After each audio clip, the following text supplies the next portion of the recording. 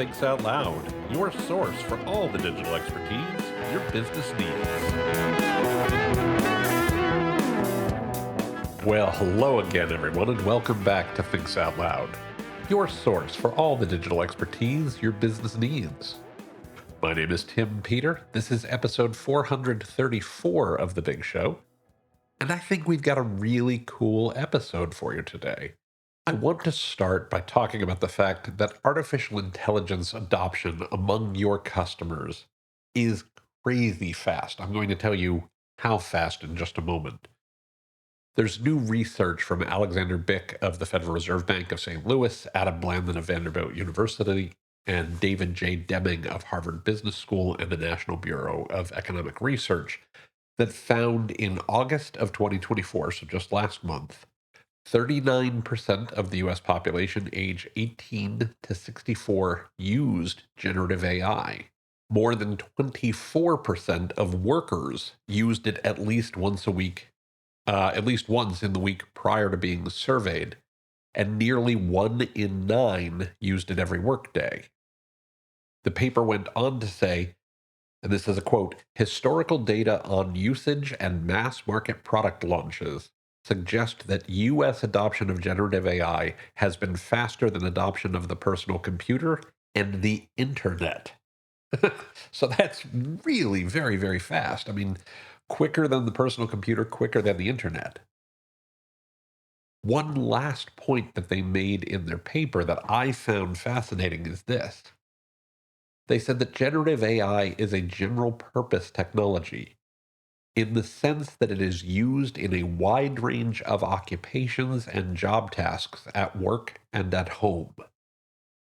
And I'm going to come back to why I think that is a huge deal before we wrap up here.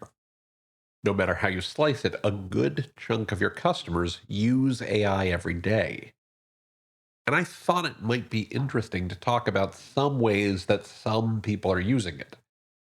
For me, the simplest way is to talk about how I use AI in my daily life as a marketing digital strategy consultant. I want to be very transparent. This is not a representative sample, not by any stretch. I'm obviously a bit of an early adopter. It's likely that many of your customers will be a bit further behind the curve, and some undoubtedly will be a bit ahead of the curve, particularly in specific areas. Think of this, though, as an ethnographic study, a little tiny ethnographic slice of life from the perspective of an early adopter. I'd also recommend that if you're not already, start talking with customers to see how they're using AI in in their day-to-day life, and see how that lines up with what I'm going to say. First, I see it as part of my job to understand these tools so I can better help my clients. Unlike consultants and plenty of other folks who think that AI will steal their jobs, I think I'm doing a disservice to my clients if I'm not using AI. I think we as a company are doing a disservice to our clients if we're not using AI. How can we reasonably advise clients about these tools and how their customers will use these tools if we're not using them ourselves? Again, we always have to remember we're not the customer. We want to back this up with real research, but we want to have a good sense of how you can use these tools in practice. I've long said that AI won't take your job, but that smart people who do use AI will.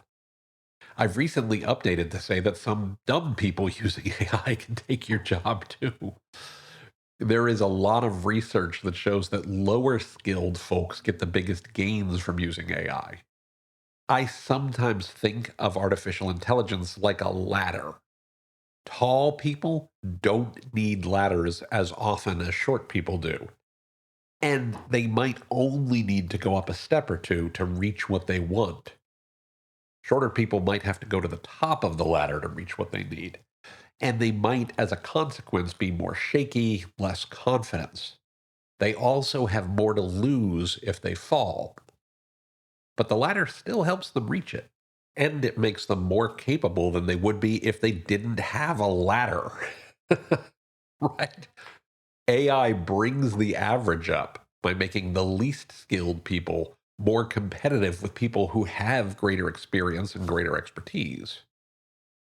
You do have to remember that you have to have at least a little bit of experience and a little bit of expertise to know whether these tools are actually working for you.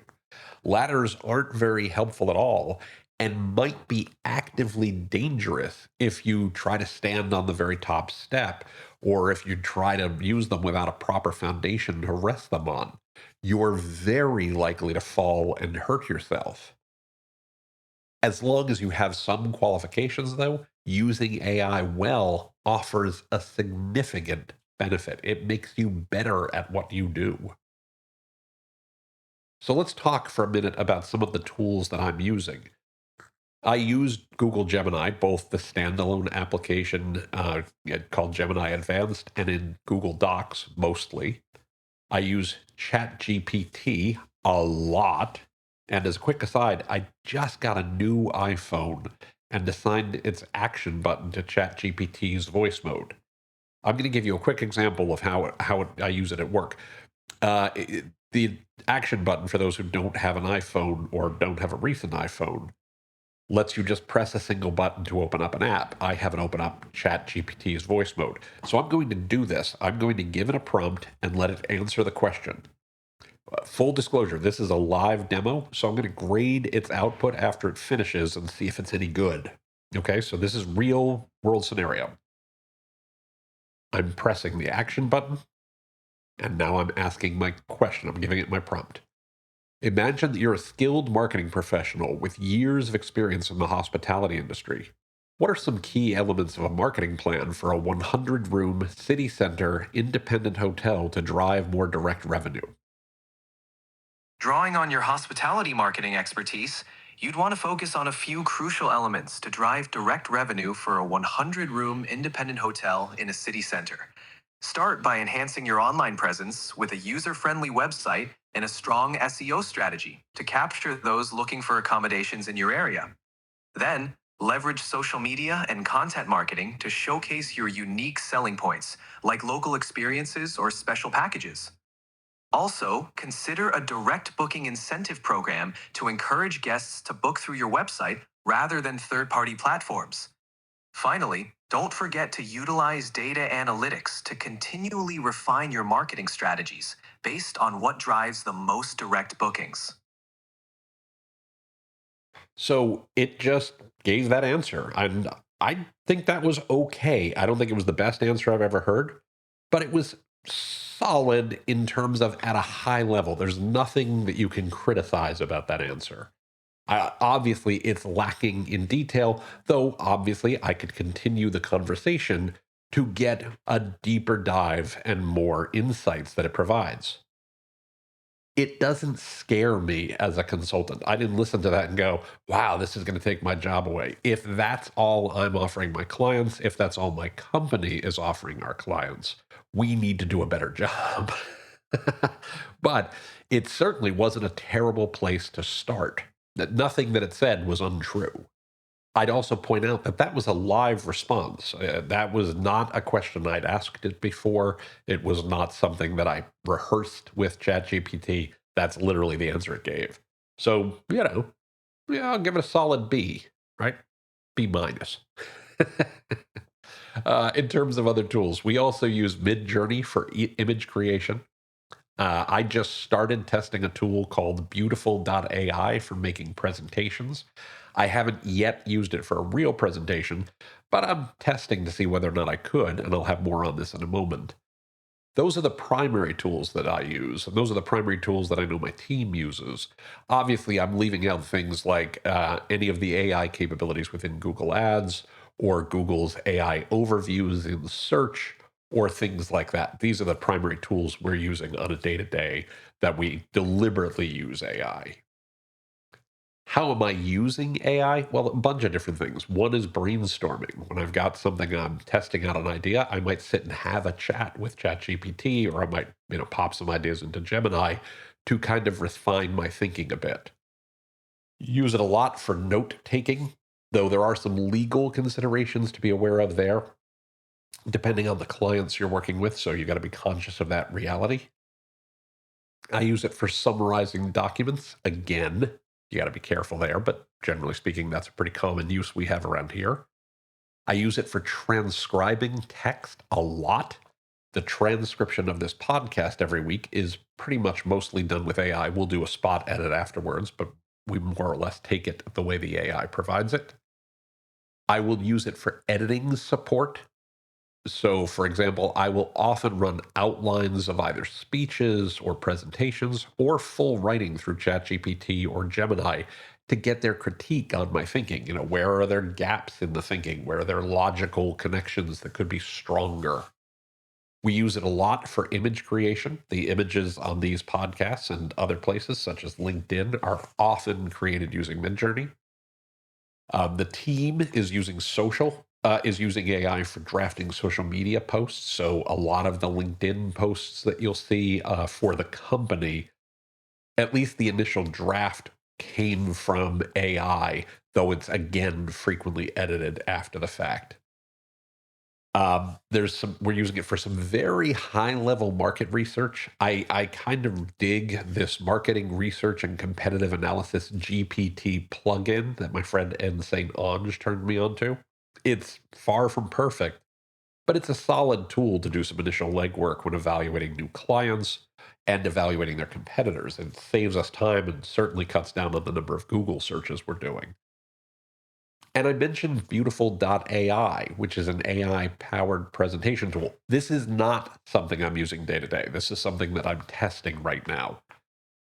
I also think it's a really interesting tool to think about where we might be going. You give Beautiful.ai a prompt, and it creates an entire slide deck, in my experience, somewhere between about 10 and 15 slides, typically, that you can then edit. You can also have it create individual slides from the specific prompts you give it as you're working through the deck. As its name suggests, many of its templates and its slides are genuinely quite beautiful. They're really very lovely. It also changes layouts and adds elements to individual slides more easily and with less pain in the rear than any presentation tool I have ever used. I have long complained about how challenging it can be for non-designers and like me to add elements to slides in PowerPoint, Google Slides, and to a lesser extent, but still true, Apple's Keynote, without royally screwing up the layout. It's a huge problem that I run into on a regular basis. It's not the biggest problem in the world. It just comes up so frequently that it's really annoying. Nobody has come up with a better response before now. Beautiful AI does that part really well. So I've been using it for a little over a week and a half, couple weeks, mostly on dummy presentations, not real things, but when I'm working out, the beginnings of a presentation. And so far, I think it's a pretty solid outlining tool.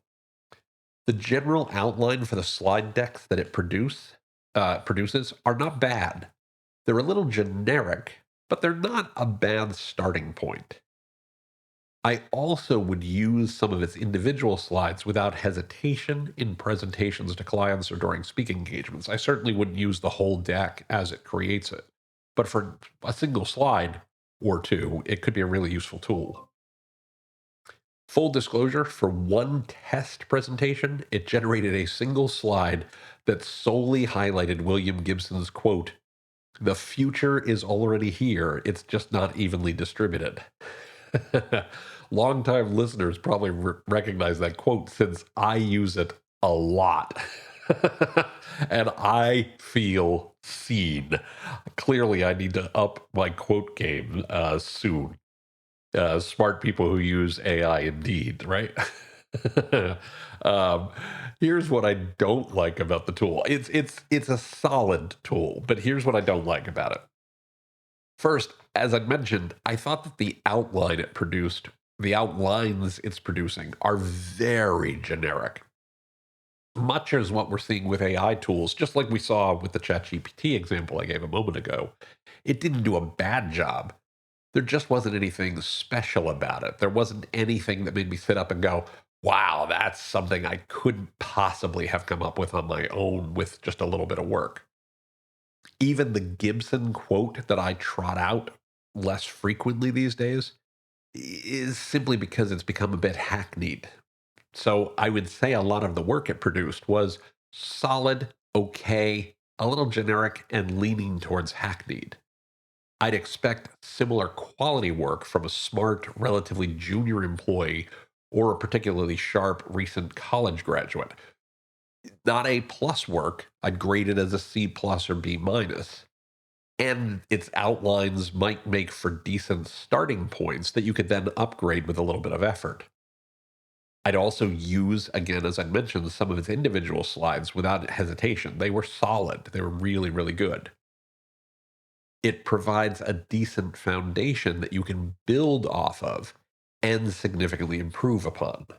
One thing I do like to note is, of course, it was much faster. It produced these outputs in minutes as opposed to waiting, days from our recent college graduate or relatively junior employee.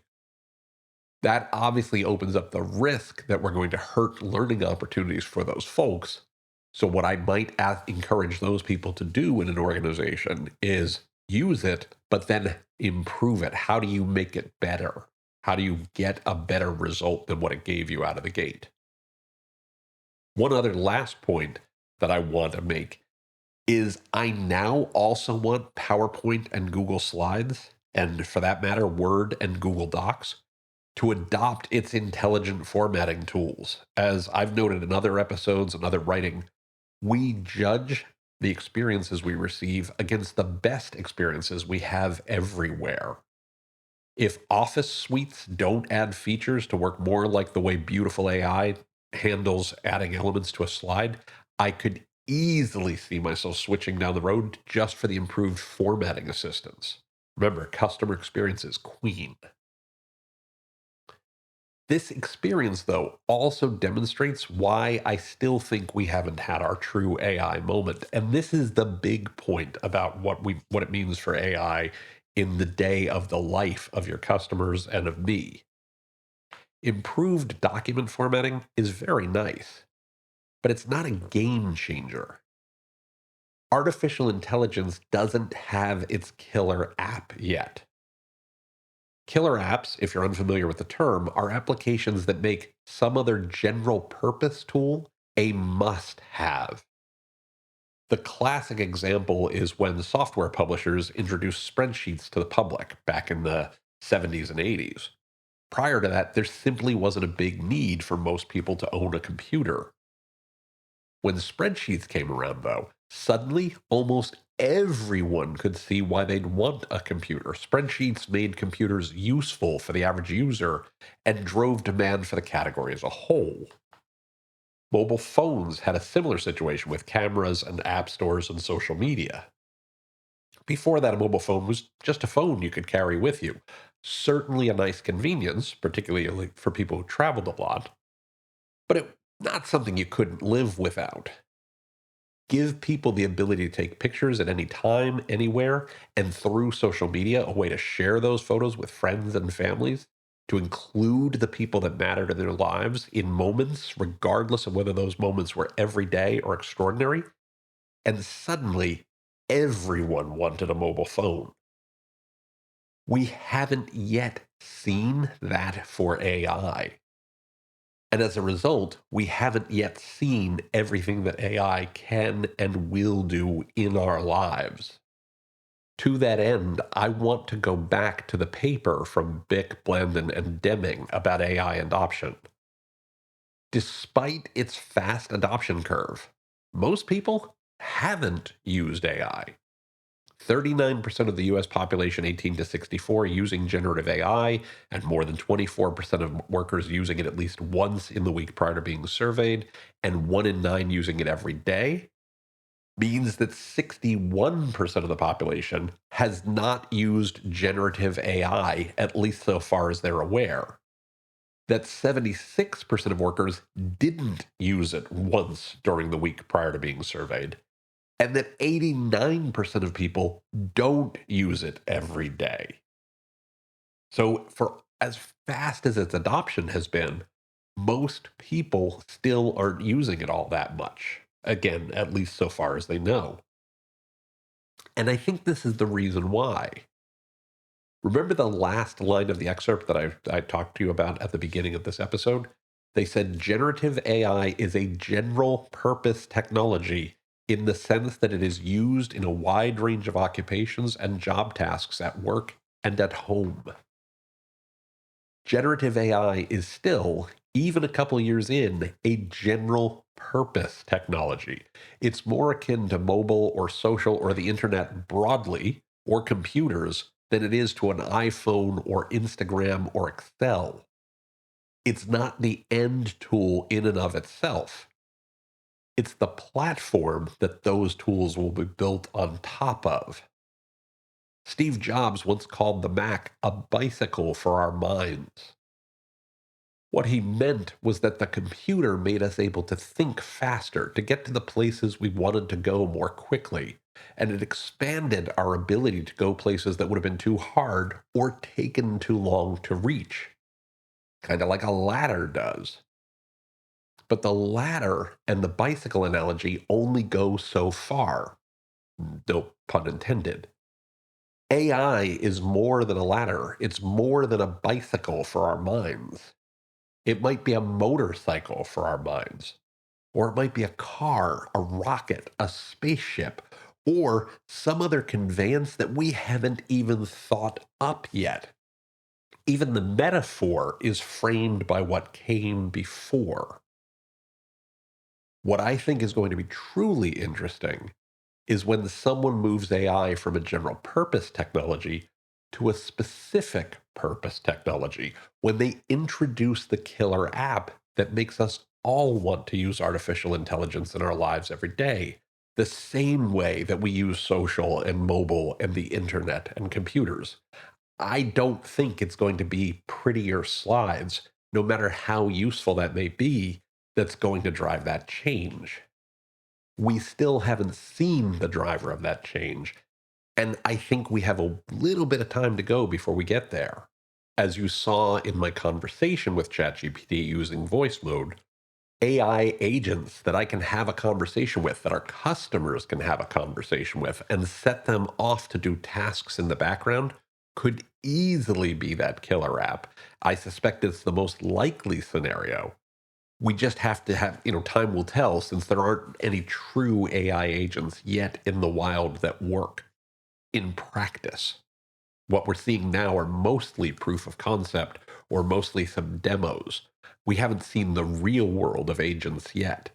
I can't wait to see what those look like when we do. What I will say is that the day in the life of a marketing and digital strategy consultant is likely to be a very different place. And I think that's going to be true for you and for your customers and for society as a whole. I don't think we're there yet. I think we have a long way to go. But I will tell you, I think when it happens, it will happen fast, just as we've seen with adoption overall. And I, for one, can't wait to see what it looks like. Now, looking at the clock on the wall, we are out of time for this week. I want to remind you again that you can find the show notes for this episode, as well as an archive of all past episodes, by going to timpeter.com/podcast. Again, that's timpeter.com/podcast. Just look for episode 434. Don't forget that you can click on the subscribe link in any of the episodes that you find there to have Thinks Out Loud delivered to your favorite podcatcher every single week. You can also find Thinks Out Loud on Apple Podcasts, Spotify, YouTube Music, anywhere fine podcasts are found. I would also very much appreciate it if you could provide a positive rating or review for the show whenever you use one of those services. If you like what you hear on Thinks Out Loud, if you enjoy what we talk about, if you like being part of the community that we're building here, please give us a positive rating or review. Reviews help other listeners find the podcast. Reviews help other listeners understand what Thinks Out Loud is all about. They help to build our community, and they mean the world to me. So thank you so much for doing that. I very, very much appreciate it.